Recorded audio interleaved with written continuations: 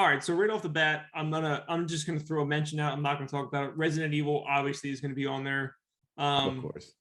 Specifically, in my opinion, for me, who's never played 4, 5, or 6, my favorite ones are 1 and 7. 2 I like a lot, and 3 is okay. Okay, what do you think about Code Veronica? Code Veronica is one of my favorites. Code Veronica is better than 3. Code Veronica was one of my favorites in the entire series to this day. I mean, 1 and 2 are great. Code Veronica is right up there with them, and then 7 is on, like, because 7 is a first-person game. I put 7 on a different level. Yes, I agree. I'm just waiting for them to remake. Give me Code Veronica. I'm with you, man. There's all this rumors. I'm sure they're making a remake of 4, and maybe I'll finally play it. But I'd be way more enticed to play Code Veronica again, like on the, like if they just remade that. Well, 4 was great, and it looked great as it was. I don't see how they can improve on 4. I mean, just a graphical upgrade, trying to bring it into modern day. Okay. I'd rather see Code Veronica remade as well. Then after that, let's do some weirder stuff real quick, just like some horror light games. The first Medieval, specifically the remake that was out on PS4, I think a year, maybe 2 years ago it came out. I don't remember at this point, but that Medieval remake is fantastic. Even the original games were great. If you like, that was the Skeleton Knight, right? Yeah, man, that game was a lot of fun. Play the remake, Wes. It's like probably $10 or $20. It's probably super cheap. Okay. The whole Castlevania series, you can pretty much throw a stone at any of those and they're all good, except for maybe 64 is not that great, and the other 3D ones aren't that great. If it's a 2D Castlevania game, that's what I'm talking about.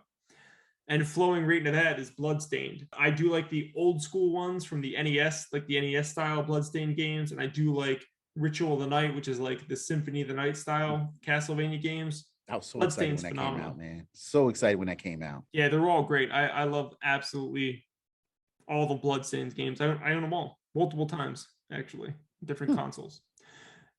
And then there's 2 other things I want to mention that haven't been brought up yet. The first is Until Dawn, which is I don't know. Do you have an affinity for like 90s horror movies that were kind of like a spoof but were still horror movies, like Scream? Like Scream? Yeah. Yeah. Until Dawn is the best game that Scream could ever be. Like if you made a game based off of Scream and you like turned it into a game, like Until Dawn is that. Like it's like a teenage horror film, and the decisions that you make affect the outcome of the game. So you can play the game multiple times, get multiple different endings.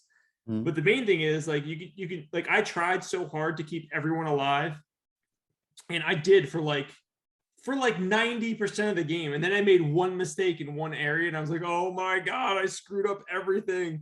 And then like I screwed up my ending after that, and I was like telling my wife, I was like, I'm so disappointed with how this game turned out. Like it was a great game, but I messed up, and I made 2 critical mistakes in the game to not get the kind of outcome that I would want.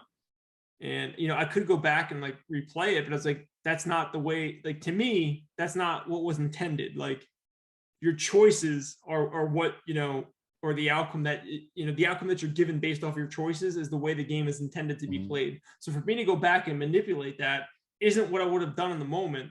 So I got what I got, and even though I was disappointed with my ending, it was still what I got at the end of the day. Until Dawn. I've never heard of that. What's it for? PS4.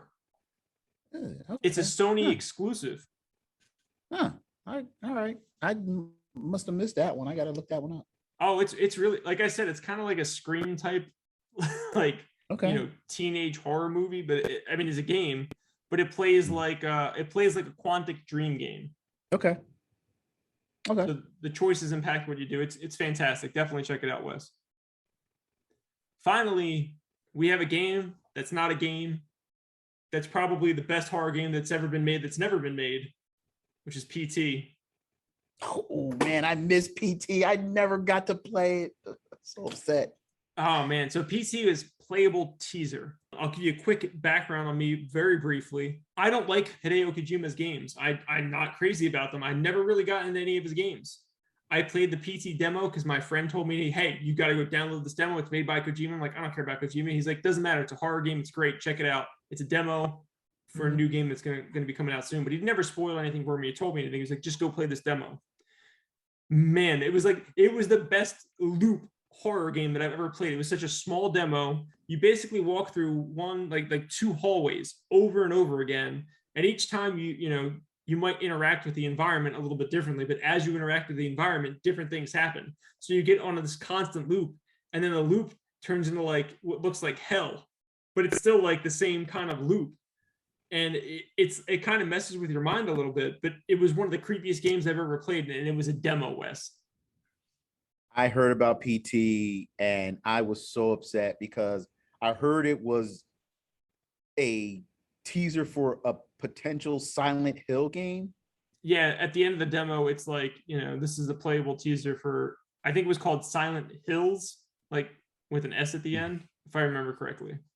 Man, I missed it, and I'm so mad at myself because I love Silent Hill, and then I was like, wait, and then when I went to go online to look for it, they took it down, so I missed out on it. What the hell's the matter with Konami? Like, I understand that Kojima is no longer with Konami. I get that, but they put out this playable teaser. It was free. Anybody could download it. You just have to go in and download it. And then when Kojima left, they were like, even before that, they like pulled it off the store so nobody could download it or play the game anymore. And unless you still have it downloaded on your hard drive, if you've uninstalled it, you cannot go back and re-download it. I know that there's ways around that and stuff. I'm aware of those things. But if you've never owned it at all, if you have never downloaded it at any point, there's no way you can get the demo at all. Well, there's probably ways with computers and stuff now. But to have that original file, like these PlayStation 4s that have PT installed are very coveted right now. People will resell their PlayStations for a higher value because PT is still installed on the hard drive, and they'll sell it to you with PT still installed on the hard drive. But why wouldn't Konami just get a PR win with like everybody in the world and just say, hey, here's the PT demo. You can go download it again. We obviously aren't making the game because Kojima's not here anymore. But like, let people play your demo still. Like, what the hell's the matter with you? It's crazy. Yeah, I'm just so mad at myself. Hey man, I got it on my PS4 Pro. So the next time you come to Southern California, you can come over and check it out. That's for damn sure. All right. Knocking on your door soon.